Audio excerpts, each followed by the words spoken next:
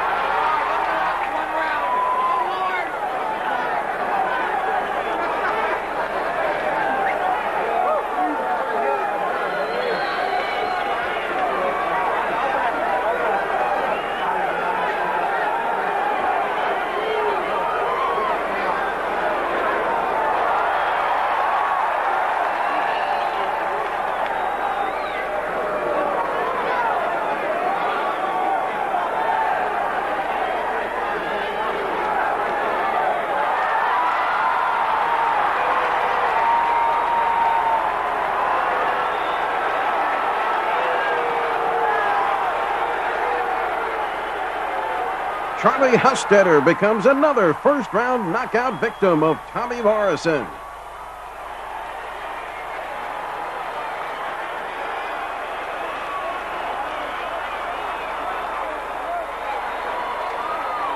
But hit him with a great shot. I mean, that's one of those shots when you know you do something right when you feel it all the way down to your toes. It was a good shot, and I knew when I hit him that he was hurt. So, and I was expecting him to get back up with a name like Tuffy, but you know, what do you say? Ladies and gentlemen, November 14th, 1989, West Orange, New Jersey. Rocky V's brilliant creator and star, Sylvester Stallone, producer Bob Chardoff, and Academy Award director John Avildsen are at ringside to watch Hollywood's newest actor fight Lorenzo Cannady. Bill Caton's strong contacts and personal relationships have paid off. Tommy the Duke Morrison will have a starring role in Rocky V. And in the other corner, Lorenzo Cannady, who's mentioned, has got to feel awful lonely here. He's wondering what the heck is going on. Of course, all the hoopla around Morrison. And just before we came to you, Stallone and Burt Youngman reenacting what would be, for their movie anyway, the scene in the middle of the ring where they get the instructions. And then they left, and the real people came in. And the real boxing people. Should Tommy Morrison win this fight, as I'm sure they have scripted, and most people here figure will happen, they will be back in the ring again for the joyous occasion of Tommy Gunn or Tommy Morrison. Left hand started Cannady off. Morrison has, of course, a terrific left hook. We've chronicled that in his appearances here on ESPN. He's been working on other parts of his arsenal. We've seen him use the jab and the uppercut and the straight right hand. One thing you have to say about Tommy is he's improved every single outing. And he says he wants to get a little quicker, wants to throw a little more punches, stay a little busier, and just generally get a little bit quicker. Cannady, incidentally, has been in there against the best in the heavyweight division. He fought Mike Tyson. I asked him how that fight was. He said, I don't know, it wasn't there long. It was fast. Knocked him out in the first round, did Tyson. He also fought Riddick Bowe. He also fought Alex Stewart. So he's been in there against some good ones. Lost to Willie DeWitt, so he's your basic trial horse type at this point in his career.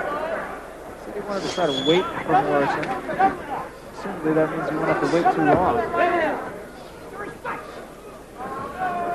There's that left hand of Morrison. You always wonder about, and you talked to Morrison about it earlier today, the distraction of all the stuff going on. Can it affect your performance in the ring? He's not in there against the top heavyweight, but still, the man who's punching back. Right now, it doesn't seem to be. Morrison is really focused. He said Morrison wouldn't bother me at all. Another right hand. Pretty good shot by Morrison, but Cannady stays there.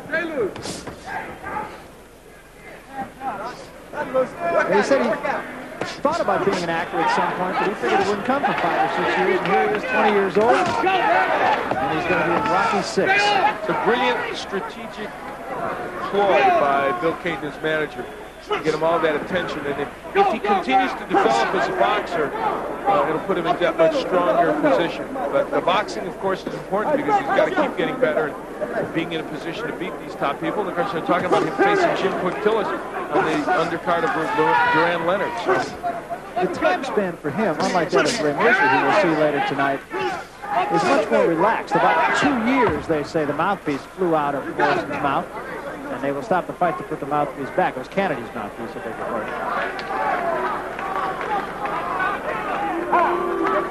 So it appears that Lorenzo Kennedy will do something that not too many opponents of Tommy Morrison have been able to do, and that is get through the first round.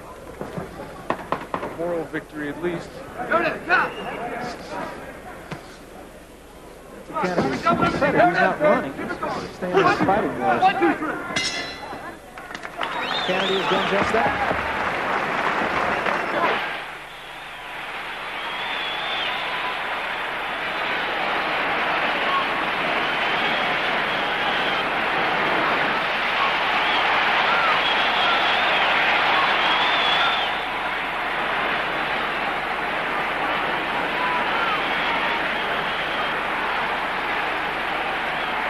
The closing moments of the 6th and final round.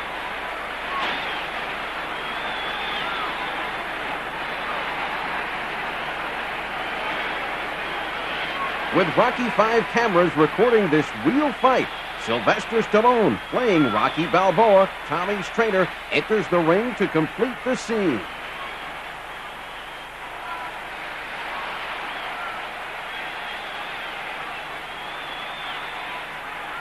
A gracious Tommy Morrison congratulates Lorenzo Kennedy on a good fight.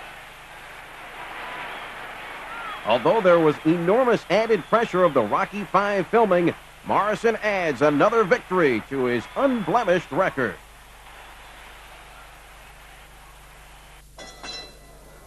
Ladies and gentlemen, here's the official scoring. John Riley and Eugene Grant both scored about 60-54. Eva Shane has it 59-55 for the winner by unanimous decision. Still undefeated, Tommy Duke Morrison.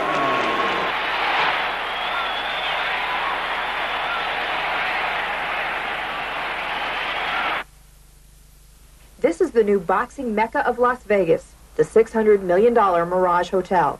It's been a shrine for Sugar Ray Leonard and Roberto Duran this week as they get ready for rematch number 3. They've been training here in the Grand Ballroom. Now, while the spotlight is on them, Tommy Morrison is quietly going about his business. Last night, he worked out here at Johnny Tacos, a gym that's opened its doors to some of boxing's greats. It was here Tommy started putting on his game face. It's by far the biggest fight of my career. It's going to be seen by over 300 million people. And it's also, I feel more relaxed because we're not, I don't have the pressures of a movie hanging over my shoulder. It's back to the way it used to be, being able to concentrate on one thing, and that's the fight. Tommy's only seen his Canadian opponent on film, but he knows that Ken LaCusta has a weakness, and he's been working on a way to take advantage of it. He appears to be vulnerable for uppercuts, so we've been working on that. But he's offensive-minded, so it should be a good fight. He's the type of guy that likes to fight on the inside, so this may be the first time that people see me box a little more as opposed to getting in there and exchanging leather, I guess you could say. And one other thing you could say is that despite the hype and the glitz of the card he's on, he'll be a more focused and determined Tommy Morrison tomorrow night in the ring. He's hitting harder tonight than probably he has up into it. I think his body knows it's time to go to work, so he's trying harder and looking really sharp, actually. Tommy Morrison, 214.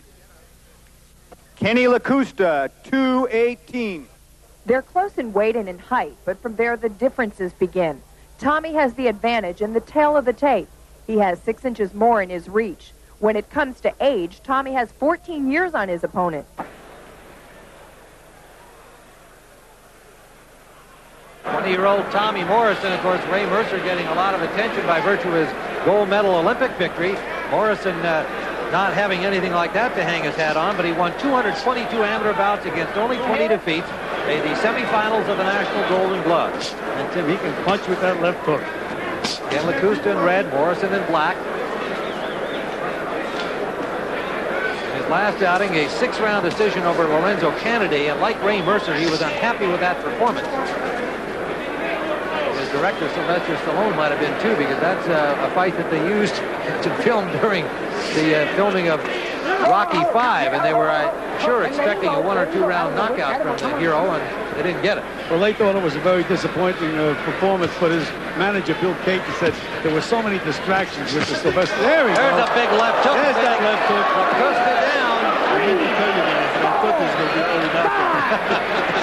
Well, it's not over yet, but it was an intention getting left hook for sure. Because I like the built on him. He has that beautiful left hook. Just on that one, leading with it.